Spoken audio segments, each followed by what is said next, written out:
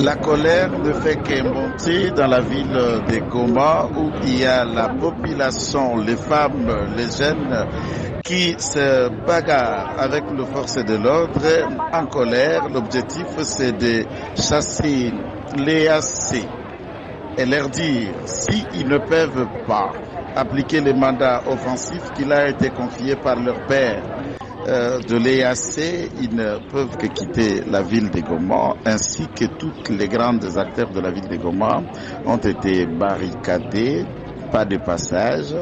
Et Constant Dima Komba, qui est le gouverneur militaire alors que nous sommes sous l'état de siège, s'est amené pour tenter de calmer la population, leur expliquant que la manifestation est des droits, qu'il y a possibilité de ne pas continuer au besoin pour ne pas laisser la porte à l'ennemi profitant de ce cas désordre qui règne autour de la ville.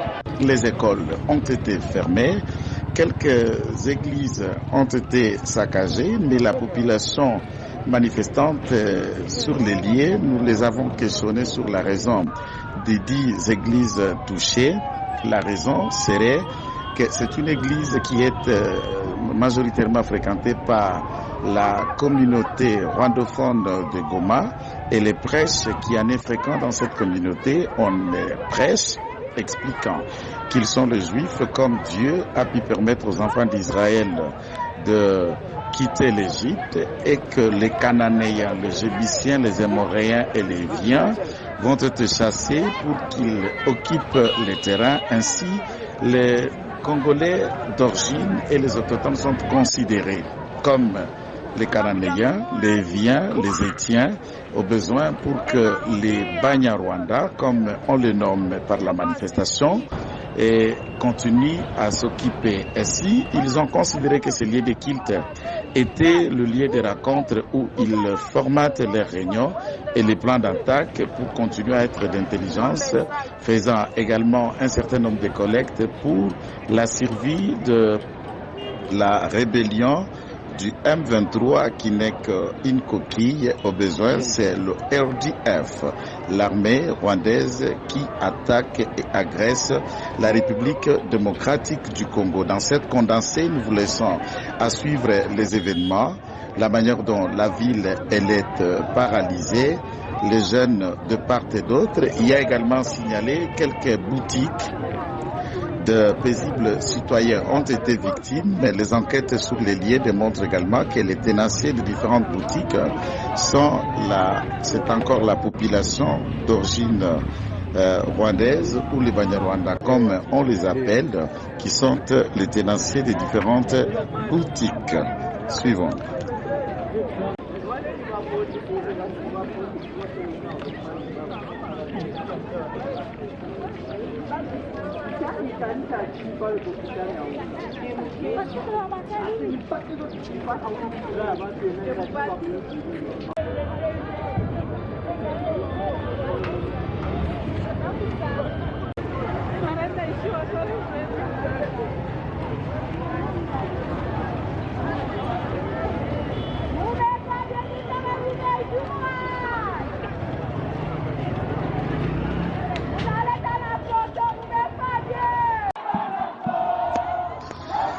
Là, nous assistons à l'hymne national de la République démocratique du Congo qui est entonné par la manifestation, unis dans l'effort, unis pour le sort, unis dans la solidarité, la libération du Congo, scande le manifestant de la ville de Goma qui ne veut que par un seul mot.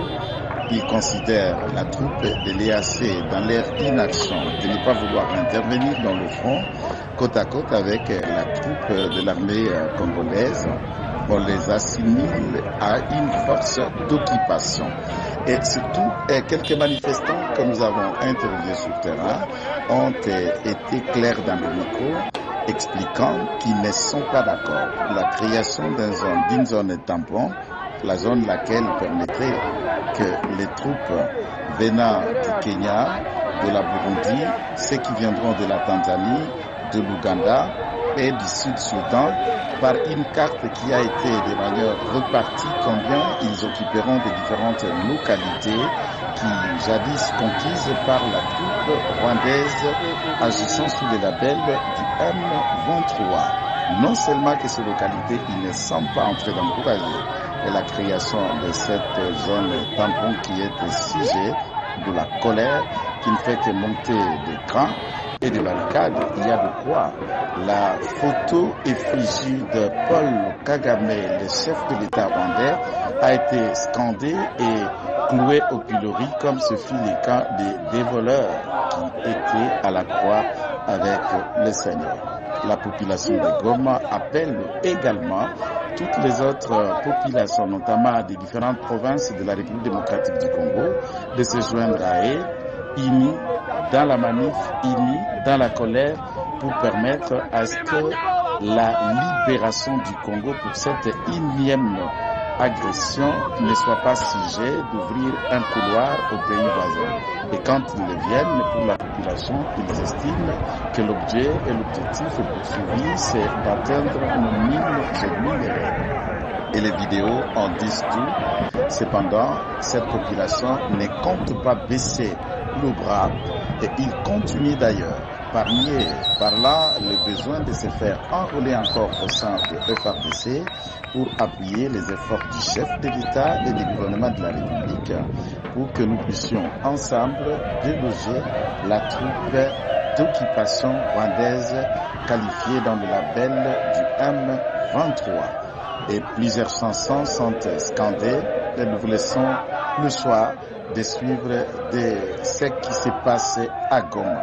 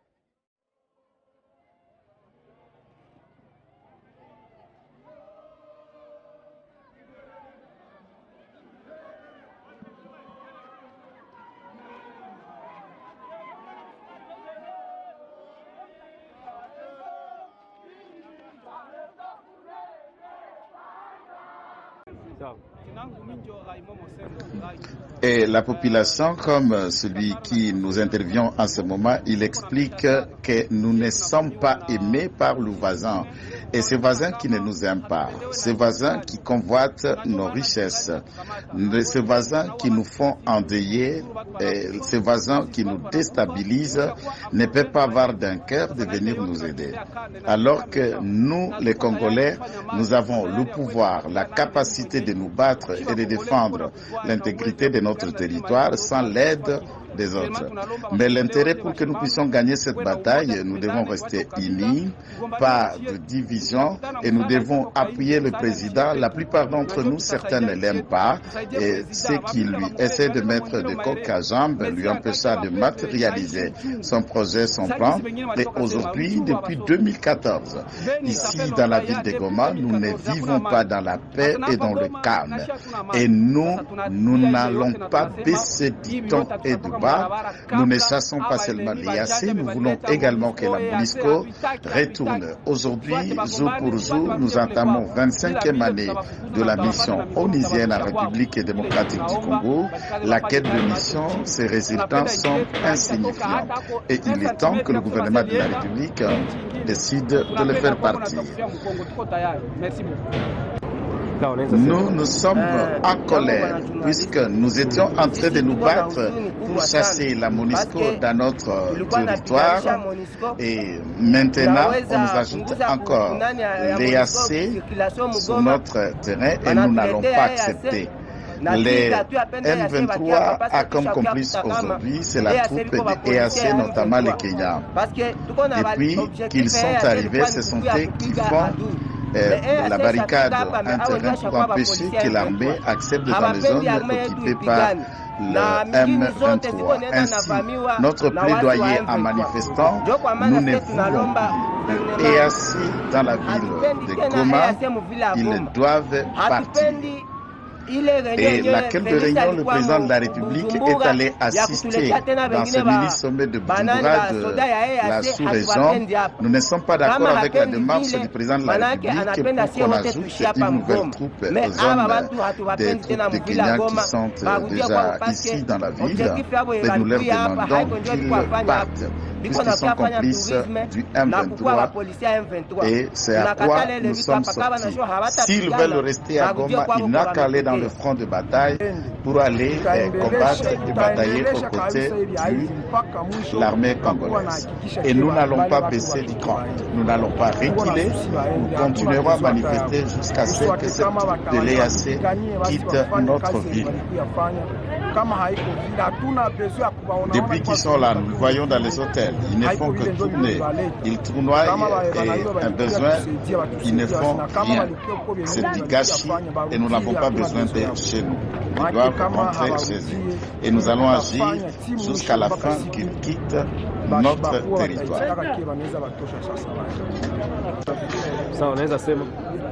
La manifestation d'aujourd'hui, nous n'acceptons pas que les EAC nous soutiennent puisqu'il y a la trahison au milieu de cette troupe et ils sont de mèche avec la troupe rwandaise qui agresse et qui tend à asphyxier la ville de Goma. Tous les axes qui mènent tous les biens et vivres à Goma sont coupés en trajectoire par la troupe de l'EAC. Et nous voulons faire notre plaidoyer, s'il vous plaît, cher président de la République, faites tout pour quitter cette organisation de EAC et décide de ne pas accepter qu'une nouvelle troupe soit envoyée ici à Goma et dans la sous-région. Nous voulons que vous puissiez donner au FARDC toute la logistique appropriée pour que la guerre cesse et la guerre s'arrête. Voilà l'objet de la manifestation d'aujourd'hui où vous nous voyez plein dans la rue et nous sommes fâchés puisque le M23 et le Rwanda nous attaquent. Et les EAC viennent pour jouer à la complaisance. Le Rwanda nous a attaqués, ils ont ciblé même notre avion par une missile, mais par le besoin, le président de la République doit faire tout le nécessaire, mais pas avec l'EAC. Quand vous nous voyez remplis dans la ville, c'est puisque tout ne va pas bien dans la ville et le pays va mal. Ça n'est trop et nous souffrons et nous sommes dans la colère puisque l'EAC, notamment la MONUSCO, ne font aucun geste d'appuyer les FARDC dans les traques des troupes rwandaises qui occupent nos territoires. Et nous voulons nous seuls combattre notre propre pays. Le président de la République doit nous donner les armes, doit nous donner le nécessaire pour que seuls nous battions pour déloger la troupe rwandaise de chez nous. Nous n'avons pas besoin de l'EAC. C'est l'objet. Et mais tous les Congolais, nous appelons à l'unité, nous appelons à la solidarité, nous appelons à briser la glace de la paix pour y rester calme. Abakapata aide tunaomba msaada kama si wanaona awa balomba aide mwingine wa pei hakuna kibao wafanya batuletee mamateni bakutie kwabo na ile mamakutie bako wapatie ba maskini bajiweze me bajue bapatie ba maskini ba Kongomani. Mie jinangu ni Moïse. Merci. Dans sa nouvelle édition, Eshima Magazine fait le bilan de l'année 2022, une rétrospective des faits marquants en RDC. Sur le plan économique, l'année a été notamment caractérisée par une hausse des recettes publiques mobilisées. La DGI s'est démarquée par ses performances exceptionnelles dans la collecte des recettes en 2022. Selon les chiffres de la Banque centrale du Congo, la DGI a mobilisé à elle seule, à la date du 18 novembre 2022, des recettes publiques évaluées à plus de 10 milliards de francs congolais, soit 5,170 milliards de dollars. Par rapport à 2021, cette régie a accru sensiblement les recettes en 2022, ce qui a valu à son directeur général des impôts, Barnabé Mwakadi Mwamba, le prix de meilleur manager décroché à Houston, aux États-Unis. Eshima revient aussi sur les personnalités qui ont marqué 2022. Jules Alingete Kay, le patron de l'IGF, a reçu le prix Forbes Best of Africa 2022 pour son engagement dans la lutte contre la corruption en République démocratique du Congo. Le général-major Jean-Pierre Kassongo Kabwik du service national qui donne une seconde chance aux Kuluna, appelés aujourd'hui les bâtisseurs. À lire également ces femmes et hommes qui ont marqué l'année 2022. Plusieurs sujets 2022 analysés et documentés par notre rédaction. La levée par le Conseil de sécurité de l'ONU de l'obligation de notification sur l'achat d'armes par la RDC. Le départ de Moïse Katumbi de l'Union sacrée de la nation. Tshisekedi, 4 ans après, quel bilan? Remise des fonds aux entrepreneurs par le ministre de Petites et Moyennes Entreprises. L'acquisition sur fonds propres d'un satellite d'observation de la Terre.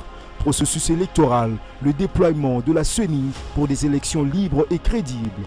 Les inondations dans la ville de Kinshasa. Dans le secteur de la santé, la fin de l'épidémie d'Ebola dans la province de l'Équateur et au Nord Kivu. Des procès, scandales financiers, des corruptions et de détournements. Analyse sportive des léopards face aux différentes compétitions. Plusieurs dossiers 2022 analysés dans cette édition spéciale, mais aussi les enjeux de l'année 2023. Eshima Magazine, un nouveau standard d'information.